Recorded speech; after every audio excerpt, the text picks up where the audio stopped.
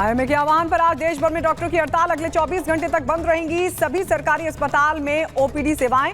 IMA की हड़ताल कल सुबह 7 बजे तक रहेगी। आईएमए ने कहा है कि हड़ताल के दौरान मॉडर्न मेडिसिन के डॉक्टर्स अपनी सेवाएं नहीं देंगे। इस दौरान मरीजों को सिर्फ जरूरी सेवाओं को ही दिए जाने की इजाजत है।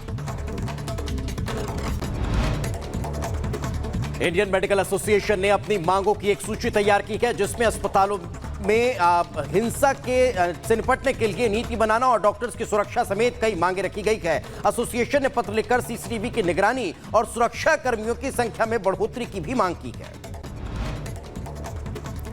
कोलकाता रेप मर्डर कांड में सीबीआई का एक्शन तेज। सीबीआई ने आरजे के अस्पताल के पूर्व प्रिंसिपल को लिया हिरासत में। सीबीआई की टीम ने सड़क से पीछा कर पूर्व प्रिंसिपल संदीप घोष को पकड़ा। पूछताछ लगातार जारी।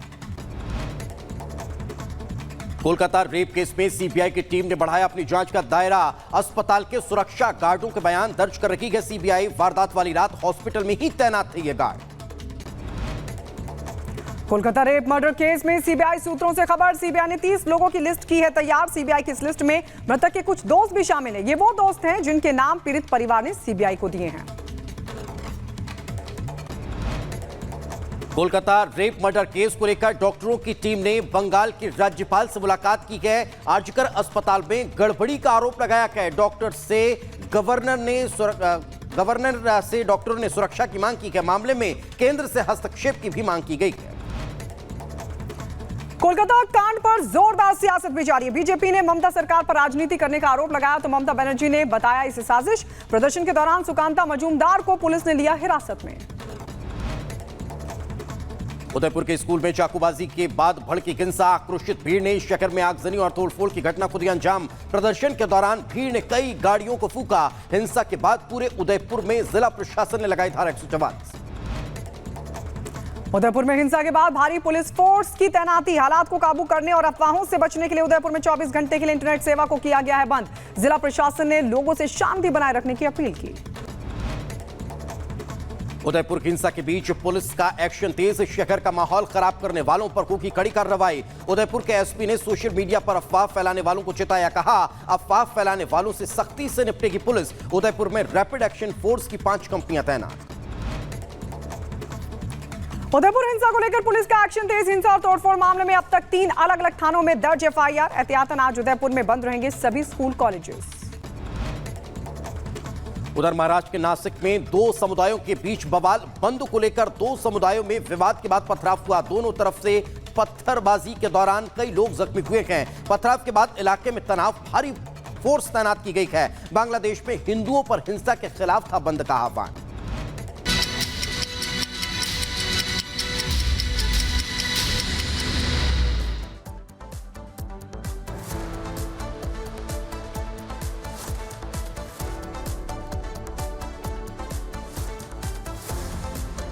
क्या रूसी सैनिक सरेंडर करने वाले हैं? ऐसा इसलिए कहा जा रहा है क्योंकि दावा किया जा रहा है कि करीब 50 से ज्यादा रूसी जवानों ने हथियार डाल दिए हैं।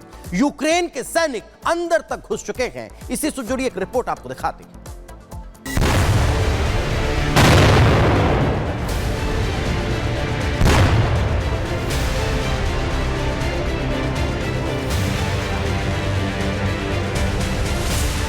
एक, 2, 3 या 4 नहीं, बस गिनते जाइए, क्योंकि ऐसे 10-20 भी नहीं, 50 से ज्यादा सैनिक हैं। जमीन पर लेटे हैं, मौत सामने खड़ी है। पता नहीं किस पल सांसें थम जाए। एक ट्रिगर दबा और सब कुछ मानो खत्म। ये हाल है रूस के कुर्स्क में दुनिया की सबसे ताकतवर फौजों में से एक, यानी कि पुतिन की आर्मी के। पुतिन के लिए ये सब देखना किसी झटके से कम नहीं है, क्योंकि कहां तो वो जंग जीतने के करीब थे, मगर अब 2.5 साल के बाद जो यूक्रेन की सेना कर रही है, खासकर रूस के कुर्स्क इलाके में घुसकर जैसे ऑपरेशन को अंजाम दे रही है, वो रूस के लिए भयानक साबित हो रहा है। रूसी सैनिकों के सरेंडर की बताई जा रही ये तस्वीरें हैरान करने वाली है। इसमें रूस के कई जवान जमीन पर लेटे हैं। सामने भी यूक्रेन के फौजी खड़े हुए हैं जो उन्हें स्थानीय भाषा में कुछ कहते हैं। वो एक एक कर घुटनों पर आते हैं और शायद अपनी पहचान बताते हैं। इस बीच गोलियों की तड़तड़ाहट सुनाई देती है।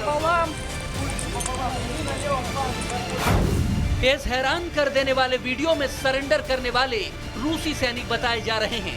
50 से ज्यादा रूसी जवानों ने हथियार डाल दिए हैं और यूक्रेन आर्मी की 80वीं ब्रिगेड के सामने सरेंडर कर दिया है, जिसका ये वीडियो सामने आया है। हालांकि इसकी आधिकारिक पुष्टि नहीं हो पाई है, मगर कुर्स्क रीजन में आगे बढ़ते हुए पुतिन के जवानों को सरेंडर के लिए मजबूर करने वाली ये तस्वीरें यूक्रेन का हौसला बढ़ा रही होंगी। तो क्या पुतिन के जाबाज अब यूक्रेन के आगे कमजोर पड़ रहे हैं या फिर दोगुनी ताकत से पलटवार होना तय है? Bureau report, republic Bharat.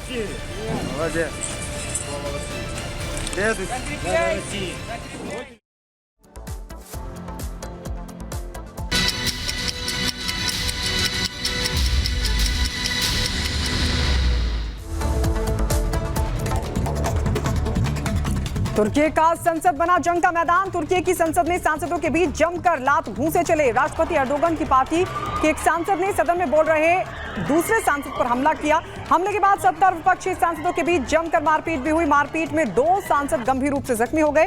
तुर्की की संसद में जेल में बंद एक सांसद को लेकर हो रही थी बहस। दोहा में पिछले 48 घंटे में संयुक्त राज्य अमेरिका, मिस्र और कतर ने युद्ध विराम और बंधकों की रिहाई को लेकर बातचीत की है। अमेरिकी राष्ट्रपति जो बाइडेन ने ट्वीट कर जानकारी दी। बाइडेन ने कहा, एक ऐसा रास्ता तय किया गया है जो लोगों की जान बचाएगा, गाजा के लोगों को राहत पहुंचाएगा और क्षेत्रीय तनाव को कम करेगा। तुर्की के इज़मिर प्रांत के कार्सियाका में जंगल में भीषण आग लग गई। आग आवासीय इलाकों तक जा पहुंची। गर्म हवाओं के कारण आग बुझाने में आ रही है दिक्कतें। उधर नेपाल में बाढ़ बारिश के कहर ने बढ़ाई मुसीबत। नेपाल के खुम्बु क्षेत्र के थामे गांव पर मंडराया बाढ़ का खतरा। नेपाल के एवरेस्ट क्षेत्र में ग्लेशियर झील का तटबंध टूटने की वजह से बाढ़ जैसी स्थिति निर्मित हुई। स्पेन में बाढ़ बारिश ने बढ़ाई लोगों की मुसीबत। स्पेन में डाना तूफान की वजह से कई इलाकों में बाढ़ का कहर। कई शहरों में घुसा नदियों का पानी। स्पेन के बेलियरिक द्वीप समूह के मोनोरोका में तूफान डाना की वजह से भयंकर बाढ़। वहीं फ्रांस के दक्षिणी हिस्से में एयर शो के दौरान एक विमान हुआ दुर्घटनाग्रस्त। घटना में विमान के पायलट की मौत हुई है। बताया जा रहा है कि फोगा मैजेस्टर विमान के तट पर दुर्घटनाग्रस्त हो गया है। फिलहाल विमान के दुर्घटनाग्रस्त होने के कारण की जांच की जा रही है। पुर्तगाल में एयरपोर्ट के पास लगी भीषण आग। लिस्बन में हाम्टो बेलगाडो हवाई अड्डे के पास ये भीषण आग लग गई, जिसकी वजह से काले धुएं का गुब्बार हवा में दूर दूर तक देखा गया। बताया जा रहा है कि आग एक कार पार्क में लगी थी, जिसकी वजह से कई गाड़ियों को आग ने अपनी चपेट में ले लिया। यूक्रेन और रूस के बीच जारी जंग को लेकर राष्ट्रपति जेलेंस्की ने बड़ा दावा किया है। कहा, रूस के कुर्स्क में घुसपैठ से रूस को हुआ है अधिकतम नुकसान। जेलेंस्की ने रूसी कुर्स्क क्षेत्र में अपनी सेना की उपलब्धियों और पिछले सप्ताह शुरू किए गए सीमा पार अभियान में रूसी क्षमताओं को हुए नुकसान की सराहना की है।